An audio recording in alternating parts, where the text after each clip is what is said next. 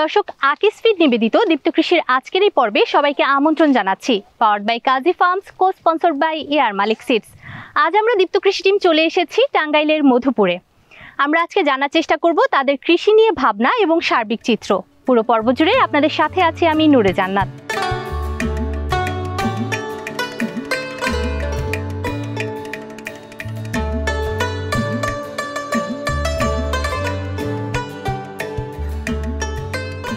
দাদা কেমন আছেন? ভালো। আমরা তো জানি যে আপনি অনেক দিন ধরে কৃষির সাথে যুক্ত, তাই না? জি। তো আপনি আসলে যে এই এলাকায় মধুপুরের এই মাটিতে আসলে কি কি ফসল আপনি ফলান? আমরা মূলত আনারস, কলা, ভুট্টা এবং অন্যান্য কিছু ফসল আর কি ফলাই। এই যে এখানে দেখতে পাচ্ছি অনেক আনারস হারভেস্ট করে রাখা হয়েছে, তাই না? জি। তো এগুলো তো আসলে বিক্রির জন্য জি নিয়ে যাবে, তাই না? জি। আপনারা আসলে কিভাবে বিক্রি করেন? ক্ষেত হিসাবে বিক্রি করি এবং বাগানেও ব্যাপারী আসলে পরে বা পাইকার আসলে পরে আমরা ওইভাবেও বিক্রি করি আর কি তাদের কাছে। হ্যাঁ। আচ্ছা, এই যে এই আনারস দেখতে পাচ্ছি এক একটা পিস আসলে কি কি পরিমাণ দাম পড়ছে এটা বিক্রির সময়? বর্তমানে এখানে আর কি বাগানে 15 থেকে 20 টাকা বা 22 টাকা এরকম পড়ে আর কি। 15 থেকে 20 বা 22 এরকম। তো আপনি আসলে কত একর জায়গায় আনারসটা করেছেন এবার? আমি 1 একরের মতো করছিলাম আর কি। 1 একরের মতো? তো আপনার এই যে 1 একরের মতো আনারস করতে কি রকম খরচ হয়েছে এবার? 1 একরের মধ্যে প্রায় 2 লাখের মতো খরচ। 2 লাখের মতো আপনার খরচ হয়েছে 1 একর জমি আনারস করতে। আর সেখান থেকে আসলে প্রফিট কি রকম হয়েছে বা আশা করছেন? বিক্রি হয়েছে ধরেন 3-3.5 এর মতো আর কি। 3-3.5 এর মতো। তাহলে দেখছি যে বেশ ভালো পরিমাণে একটা লাভ কিন্তু এক সিজনে হয়েছে, তাই না? আর আনারসগুলো দেখতেও কিন্তু বেশ বড় বড় এবং মোটামুটি আর কি, তাই না? এবং খুব সুন্দর রং এসেছে কিন্তু একদম হলুদ, দেখলেই মনে হচ্ছে যে ভীষণ মিষ্টি হবে খেতে। দাদা অসংখ্য ধন্যবাদ আমাদেরকে সময় দেওয়ার জন্য। আপনি ভালো থাকবেন।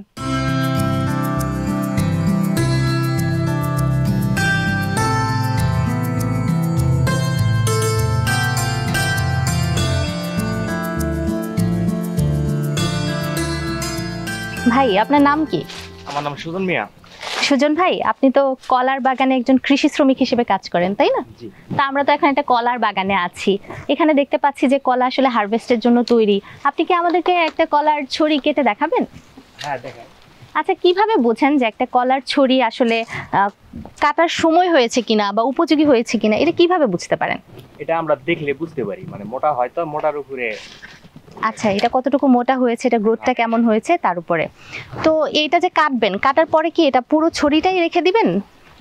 হ্যাঁ, এটা পুরো ছড়িও রেখে দেই, আবার পিস পিস করেও দিয়ে দেই। মানে এখান থেকে কাদি করে, আমরা যেটাকে বলি কাদি করে আলাদা করে এখানে কেটে রাখা হয়। এটা কাটার পর কতদিন পরে আসলে এটা পেকে যাবে? 4-5 দিনের মধ্যে পেকে যাবে। আচ্ছা, 4-5 দিন। আচ্ছা ভাই, আপনি তো একজন এই যে কাজ করেন কলার বাগানে, সারা বছরই কি করেন? জি, সারা বছরই কাজ করি। কোনো মাস কি এরকম আছে যে মাসে আসলে একটু কম হচ্ছে বা কলাটা সেরকম ভাবে হয় না, যেটাকে আমরা ডাল সিজন বলি? হ্যাঁ, ডাল সিজন আছে, 3-4 মাস ডাল সিজন আছে। জ্যৈষ্ঠ, আষাঢ়, শ্রাবণ, ভাদ্র। তো ওই 3-4 মাস যে আপনার কলা সেভাবে হচ্ছে না, তখন আসলে আপনারা কি কাজ করেন? তখন এটা আমরা রোপণের কাজ করি, মানে কলার বাগান প্রস্তুতকরণের কাজ করেন, তাই না? প্রস্তুতকরণ করি। আচ্ছা, এখন এই যে আপনারা কলার ছড়ি কাটেন, আসলে আপনাদের এই প্রতি ছড়ি প্রতি কি আপনাদেরকে আসলে টাকা দেওয়া হয় বা কিভাবে আসলে আপনারা এই মূল্যটা নির্ধারণ করেন? এটা আমাদের মানে ছড়ি হিসেবে টাকা দেওয়া হয়। আচ্ছা, এই যে এই একটা ছড়ি থেকে তাহলে আপনি কত টাকা পাবেন? এটা 20 টাকা মতো পাবো। 20 টাকা মতো পাবেন। আর এই ছড়িটা কেটে তাহলে আপনাকে কি কি কাজ করে দিতে হবে ওই 20 টাকার জন্য? কাইটা আমাদের এই বাগান থেকে বাইরে কইরা পরে গাড়ির মধ্যে উঠাইয়া এটা মানে বাগান থেকে কাটা থেকে শুরু করে ওটা প্রস্তুত করে মানে কাদি করে তারপর একদম গাড়িতে তুলে দিতে হবে, তাই তো? আচ্ছা ভাই, আপনি একটু ছড়িটা আমাদেরকে কেটেই দেখান। কিভাবে কাটবেন? একাই পারবেন নাকি কারো আসলে সাহায্য দরকার হবে? এটা আমি একাই পারবো। আচ্ছা, বাহ, কতগুলো কাদি হবে আসলে এখান থেকে? এখানে হবে 7-8 টাকা দিয়ে হবে। একটা ছড়ি থেকে আসলে মোটামুটি কি পরিমাণ কলা পাই আমরা? 100 পিসের মতো হয়। 100 পিসের মতো। কোনো কোনোটা আমাদের বেশি হয়, কম হয়।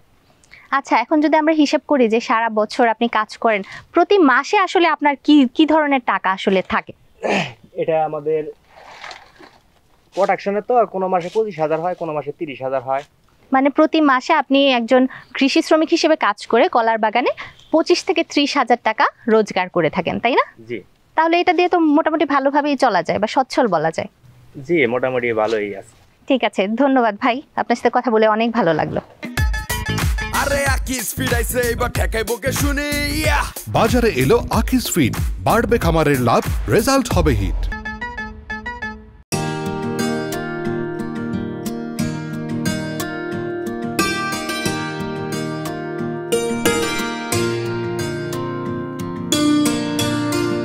দর্শক, আমাদের সাথে এই মুহূর্তে আছেন সানোয়ার ভাই। ওনার পরিচয়টা একটু দেওয়া জরুরি, কারণ 1997 সালে উনি চাকরি ছেড়ে দিয়ে এই কৃষিতে চলে আসেন। কৃষি সম্পর্কে ওনার অগাধ জ্ঞান, আজকে আমরা ওনার কাছ থেকে জানার চেষ্টা করব কৃষি বিষয়ক সবকিছু। ভাই কেমন আছেন? জি আল্লাহর রাখছে ভালো। আচ্ছা, এই যে আমরা এখন আছি টাঙ্গাইলের মধুপুরে, এই যে জমিটা আমরা দেখছি বিভিন্ন ধরনের ফসল ফলে আছে, কথা হচ্ছিল আপনার সাথে, বলছিলেন এই জমি সম্পর্কে। আমাদের দর্শকদের উদ্দেশ্যে যদি আপনি একটু বলেন, এটা কি ধরনের আসলে মাটি? পৃথিবীতে যত মাটি আছে আমি মনে করি মধুপুরের মাটিটা সবচেয়ে উর্বর মাটি। এর কারণ হলো আমার জানা মতে আমরা এখানে প্রায় 82 প্রকারের ফসল ফলাই। এর কারণ আপনি এই যে আমরা যে জমিটা আছে এই জমিটা আপনি দেখেন, এই একটা লাল শাক, এটা বীজের জন্য করা হয়েছে, শুধু শাকের জন্য না, বীজ উৎপাদন হবে। এই এখানে দেখেন আপনি, এখানে মিষ্টি কুমড়া করা হয়েছে। এই জমিতে কিন্তু এর আগে কলা ছিল, এই পাশের জমিতে কিন্তু কলা দেখা যাচ্ছে। তার আগে এই জমিতে আমি মালটার চাষ করছিলাম, মালটা চাষ করে খুব ভালো ফলন পেয়েছিলাম। মোট কথা যে মধুপুরের জমিতে আমি যে ফসল উৎপাদন করতে চাবো, আমি যদি উপযুক্তভাবে পরিচর্যা করতে পারি তাহলে ওই ফসল উৎপাদন করা যায় এবং ফসল উৎপাদন করে লাভবান হওয়া যায়। জমিটার তো নিশ্চয়ই একটা পরিচর্যার দরকার আছে, তাই না? ধরলাম আমরা এই মিষ্টি কুমড়াটা আসলে তুলে ফেললাম, তারপর নতুন একটা ফসল এখানে রোপণ করব, তার আগে আসলে আমাদেরকে কি কি ধাপ আসলে করতে হচ্ছে এই জমিতে? একটা জমিতে কখনো একটা ফসল দুইবার করতে নাই। আর একটা ফসল করার পরে পরবর্তীতে যখন আমি অন্য একটা ফসলে যাব, ওখানে যে আমার মাটিটাকে সম্পূর্ণ আগে হাল বেয়ে মাটিটাকে জীবাণুমুক্ত করতে হবে, প্রয়োজনীয় জৈব সার দিব। একটা প্রশ্ন ছিল, ধরেন এই মাটিতে তো এখন হচ্ছে মিষ্টি কুমড়া আছে, আমি এই মাটির মিষ্টি কুমড়া তুলে নিলাম, এখন নতুন একটা ফসল আমি এখানে রোপণ করব, সেক্ষেত্রে আমার আসলে কতদিনের একটা বিরতি থাকা প্রয়োজন জমিতে? আসলে এই বিরতিটা নির্ভর করে যে এমন কোনো স্পেসিফিক যে বিষয় না যে আমাকে 1 মাস বিরতি দিতে হবে বা 2 মাস বিরতি দিতে হবে। এটা আপনার হলো কাজের এইটা থেকে যখন আমি অন্য একটা ফসলে যাব, এমনিতেই 15 দিন 1 মাস বিরতি হয়ে যায়, মানে মাটি প্রস্তুতকরণেই হয়ে যায় এই সময়টা। মাটিটা প্রস্তুত করতে করতে একটা বিরতি। কিন্তু মাটি প্রস্তুত করতে যে অনেক সময় অনেকে ভুল করে, একদিন একটা জমিতে 4-4টা দিয়ে দিল, কিন্তু তা কিন্তু ঠিক না। আপনি বলছেন এটা নির্দিষ্ট সময় পর পর আমি যদি 1 সপ্তাহ পর পর একটা করে চার্জ দেই জমিতে, যদি আমি ভালো পাওয়ার টিলার দেওয়া 3টা চার্জ দিই, তাতে কিন্তু আমার জমি সাফিসিয়েন্ট হয়ে গেল, তৈরি হয়ে গেল। আর এমনও কিছু আছে যে একদিনে 4-3টা দিয়ে গেল, ওইটা কিন্তু লাভজনক হবে না। কারণ হলো 2টা চার্জ দেওয়ার পরে জমিতে আমি 2টা চার্জ দিলাম, 2টা চার্জ দেওয়ার পরে যদি আমি জৈব সারটা ছিটিয়ে দিলাম জমিতে, এখন এই জৈব সারের কথা, জৈব সারটা যদি আমার কৃষিটা দেখেন, এই যে আমার এখানে যে ঘাস আছে এই মাঠে, এই ঘাসটা কিন্তু উঠাই নিয়ে আমি আমার গরুরে খাওয়াই। আচ্ছা, কথাটা বুঝেন, আমি কিন্তু আমার গরুরে খাওয়াইতেছি, ওই গরু কিন্তু এই আপনার নিরাপদ ঘাসটা খাইয়া আমাকে গোবর দিতেছে, ওই গোবরটা কিন্তু আমি এখানে আবার সার বানাইতেছি। তাহলে আমার কি কোনো কিছু ওয়েস্ট হচ্ছে? কখনো কিন্তু না, ওয়েস্ট হচ্ছে না, বরং কৃষিটা সাইকেলিং হচ্ছে। এই জন্য আমি কিন্তু জৈব সারটা আমি নিজে উৎপাদন করি। জৈব সারটা উৎপাদন করে আমি আমার গোবরটা আমি দিয়ে দিলাম। একদিক দিয়ে দেখেন আমার প্রতিটা কাজে কিন্তু আমার 2টা কাজ হচ্ছে। আমি ঘাস পরিষ্কার করলাম এখান থেকে, আমার জায়গাটা আগাছা মুক্ত হলো, আবার আমার গরুর খাদ্য হলো, তাহলে আমার লেবার কস্ট অর্ধেক হয়ে গেল। এই হিসাবটা করলে কৃষিতে কেন লাভবান হবে না? আর আমি যদি ঘাসটাকে ব্যবহার করতে না পারি তাহলে তো আমার ওটা হবে না, তাহলে আমার খরচটা ডাবল হয়ে যাবে। ভাই, আপনি তো বলছিলেন যে মধুপুরের এই যে জমিতে 82 রকমের ফসল ফলে, কিন্তু তারপরেও প্রতিটা অঞ্চলে তো কোনো একটা ফসল থাকে বা কয়েক ধরনের ফসল থাকে যেগুলো আসলে বেশি জন্মে, সেগুলো আসলে কোনগুলো? আনারসটা হলো শুধু বাংলাদেশ না, পৃথিবী বিখ্যাত হলো মধুপুরের আনারস। আনারসটা সিগনিফিক্যান্ট? হ্যাঁ, সিগনিফিক্যান্ট। আর ইদানিং আমরা আনারসের পাশাপাশি কিছু ফল যেমন পেঁপে, পেয়ারা, লেবু, এই জাতীয় ফসলগুলোর দিকে, মালটা, এই জাতীয় ফসলগুলোর দিকে আমরা আবার বেশি আগ্রহ। আচ্ছা, এই যে কৃষকের এই জাতীয় ফসলগুলোর প্রতি বেশি ঝোঁক এখন, স্পেসিফিক কোনো কারণ কি আছে? স্পেসিফিক কারণ হলো, শোনেন, এই কৃষকের তো যে ফসলই উৎপাদন করুক তাকে এটা বিক্রি করতে হবে, তাকে দিন শেষে কিছুটা লাভ হতে হবে।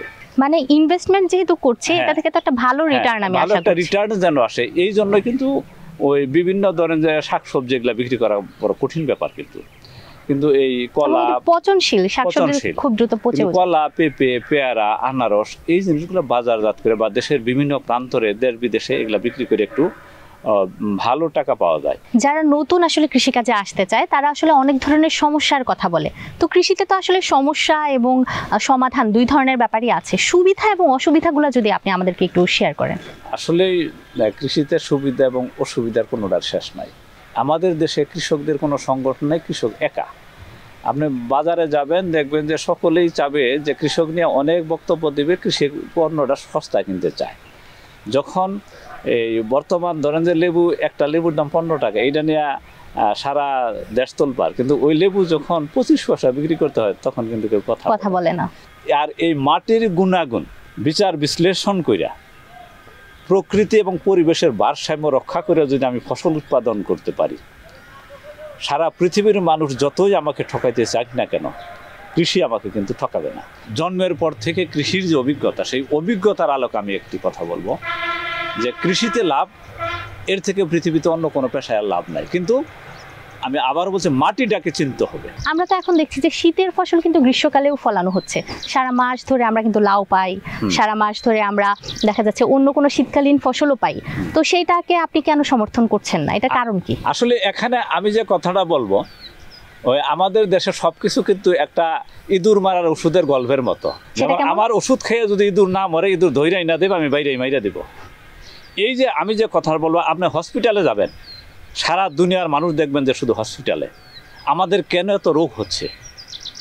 এই অসময়ে ফসল উৎপাদন করতে যাই আমি অবারিত কীটনাশক ব্যবহার করতেছি, প্রকৃতিকে আমি শাসন করতেছি। প্রকৃতিকে শাসন ক্ষমতার একমাত্র স্রষ্টা ছাড়া কারো নাই। আপনার যখনই ওই সিজনারি আমি ফসল করব, তখন ফসলের সাইজ বড় হবে, ধরবে বেশি, প্রচুর ফলন হবে, এবং আমি মনে করি আমাদের খাদ্যটা ঘাটতিটা কমে যাবে। সেই হেতু আমি যে কথাটাই বলবো, এই যে অ্যাডভান্স মানে অগ্রিম ফসল কইরা একজনে লাভবান হয় আর 100 জন কিন্তু লসের বাগে পড়ে। আরে আকিস ফিড আইছে, এবার ঠেকাইবো কে শুনি। বাজারে এলো আকিস ফিড, বাড়বে খামারের লাভ, রেজাল্ট হবে হিট।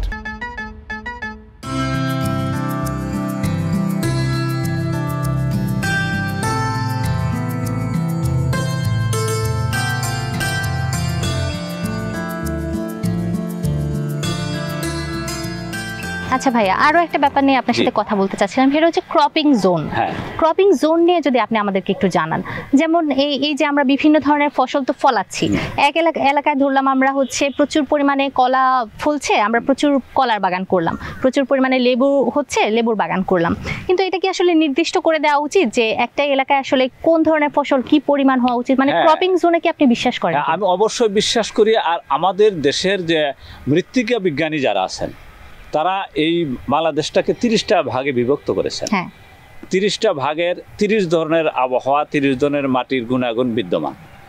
আমরা যদি আমাদের একটা কৃষকদের একটা টেন্ডেন্সি আছে কি, কোনো ফসল উৎপাদন করে কেউ যদি লাভবান হয়, আমরা হুমড়ি খাই ওই ফসলটা করার প্রতি সবাই ঝুঁকে পড়ি। আর যদি এই ক্রপিং জোনটা করে দেওয়া হয় যে এই এলাকার মানুষ এই ফসলটা করবে, এই এলাকার মানুষ এই ফসল করবে, তখন কোনো ফসলে ক্রাইসিস হবে না। যেমন একটা লাউয়ের দাম কিন্তু 100 টাকা হবে না, আবার একটা লাউয়ের দাম 10 টাকাও হবে না। স্বাভাবিক একটা মূল্য থাকবে যেটা কৃষকের জন্য লাভবান হবে, ভোক্তার জন্য লাভবান হবে। এই জায়গাটা এবং ক্রপিং জোনটা করাটা অবশ্যই খুব দরকার এবং সরকারি উদ্যোগ। এখন আমরা যে কথা, সরকারি উদ্যোগ, সরকার যেদিন থেকে সৃষ্টি হয়েছে অদ্যাবধি পর্যন্ত কোনো সরকারই চায় না যে কৃষকের উন্নয়ন হোক। সবাই চায় যে কৃষকরে কোনভাবে দাবিয়ে রাখা যায়, কারণ কৃষক যদি জেগে ওঠে তাহলে সরকার তো আর। আপনি কি তাহলে ব্যবসায়ী সিন্ডিকেটের কথা বলছেন? আসলে ব্যবসায়ী সিন্ডিকেট নিয়ে আমি ওই কথাগুলো বলবো না, কারণ এটা কথা বলো কি, এই যে আমি কৃষক হইয়া আমি যখন আমার কাঁচা বাজারে যাই, ব্যবসায়ীদের জিনিসটা আমি দেখি, কারণ ব্যবসায়ীর উদ্দেশ্য হলো যত কমে কিনতে পারে, যত বেশি বিক্রি করতে পারে। এবং আমি কৃষক হয়ে আমি এই কথাটা বলবো, আমি যখন আমার পণ্য নিয়ে আমি বাজারে যাই, তখন আমি আমার পণ্যটা বেশি দামে বিক্রি করার চেষ্টা করি। যখন বাজারের কৃষি পণ্যের সরবরাহ বেশি থাকে, তখন ওর দাম কমে যায়, তখন আমরা ব্যবসায়ীদের দোষী। আবার যখন দাম বেড়ে যায় তখনও ব্যবসায়ীদের দোষী। আসলে তো নির্ভর করে এটা হলো উৎপাদনের উপর। আচ্ছা, এই উৎপাদন ব্যবস্থাটা, এটা এই উৎপাদনের ব্যবস্থাটার নিয়ন্ত্রণ কিন্তু কেউ করে না, সবাই মুখে মুখে কথা বলে। আচ্ছা, উৎপাদন বেশি হলে তো আসলে এমনিতেই কম পড়ে যাচ্ছে দাম, তাই না? দাম কমে যাচ্ছে। হ্যাঁ ভাই, আমরা একটু বাজারজাতকরণ সম্পর্কে জানবো। এই যে এত ফসল ফলাচ্ছেন, সেগুলো তো বাজারজাতকরণ করতে হয়, সেটা কিভাবে করেন? আসলে বাজারজাতের যে বিষয়টা, এখানে যাতায়াত ব্যবস্থাটা আমাদের এলাকায় ভালো আছে। আমরা এখানে কেউ ইচ্ছা করলে এই ফসল এখানেও বিক্রি করতে পারি, বাজার নিয়েও বিক্রি করতে পারি, ঢাকা আড়তে নিয়েও বিক্রি করতে পারি। কিন্তু এখানে যে সিস্টেম, যেটা ক্ষেত থেকে নিয়ে রাস্তাঘাট পর্যন্ত সকলেই এই জিনিসটার উপর যন্ত্রণা দেয়। কারণ জানে কি যে এর সন্ধ্যার মধ্যে এর সকালের মধ্যে কারণ বাজার বা ঢাকা পৌঁছতে হবে। এর জন্য রাস্তায় যদি ওরা পিটাই, ও কোনো কথা বলবে না। আমাদের যে বাজার ব্যবস্থাপনাটা, এই বাজার ব্যবস্থাপনাটা সন্ত্রাস এবং চাঁদাবাজি মুক্ত করা উচিত। বুঝতে পেরেছি। এখানে খুবই ঝামেলা করে কৃষকদের পণ্যের উপর, মানে কৃষকদের সাথে ঝামেলা করে না এমন কেউ আমি পাই নাই। মানে কৃষক সঠিক মূল্যটা পায় না, বরং একটা সিন্ডিকেট বা মাঝখানে হচ্ছে চাঁদা সন্ত্রাসীরাই একটা ভাগ বসায়। আপনি বাজারে দেখবেন যে বাস্তব ঘটনা, কারণ হলে এইটার সাথে আমরা মানে এটা ঘটছে বলেই তো ক্ষোভটা। না খুব না, খুব হইলে তো এটা ক্ষোভের বহিষ্কার করে প্রতিকার হবে। এটা আমাদের, এটা যোগ ধরে আমাদের ভাষা, এটা আমাদের অনুভূতি, এটা আমাদের হইলো এই যে কৃষকের চামড়া বলে কি গন্ডারের চামড়া, এনে বাইরে এলেও কিছু হবে না। কারণ ওই যে আমরা মাটিতে থাকি, ভালো জায়গায় থাকি, ওই একটা জায়গায় শান্তি আছে। তুমি বাবা যেখানেই থাকো না কেন, তোমাকে মাটিতে আসতে হবে। আমি যেখানে দীর্ঘদিন যাবৎ বসবাস করতে পারছি, আমার জায়গায় তোমার শেষ নিঃশ্বাস ত্যাগ করতে। বুঝতে পেরেছি ভাই, আপনি তো অনেক দিন ধরে কৃষির সাথে সম্পৃক্ত। তো এই যে মধুপুরের এখন কৃষি ব্যবস্থার কি অবস্থা? আসলে মধুপুরের যে কৃষি অবস্থাটা, মধুপুরে কৃষির একটা বিপ্লব ঘটেছে। সেটা কৃষকরাই ঘটাইছে। কিভাবে? এখানে বললাম যে এখানে পর্যাপ্ত পরিমাণ আনারস, পর্যাপ্ত পরিমাণ ড্রাগন হচ্ছে, পর্যাপ্ত পরিমাণ পেয়ারা হচ্ছে, পেঁপে হচ্ছে, যা সারা বাংলাদেশে পাঠাই আমরা অর্থনৈতিকভাবে লাভ। মানে মধুপুরের কৃষকেরা বাণিজ্যিক কৃষির প্রতি আগ্রহী। কিন্তু এখানে আমাদের যে সমস্যাটা, এই বাণিজ্যিক কৃষিটাকে ধরে রাখার জন্য আমরা কারো কাছে সাহায্যও চাই না, সহযোগিতাও চাই না, কিন্তু আমাদের সাথে কেউ যেন অন্যায় আচরণটা না করে। কৃষি পণ্যে যেন আমাদের যে ব্যবহৃত পণ্যগুলা, এই সার এবং কীটনাশক, এগুলা যেন আমরা ভেজাল মুক্ত পাই।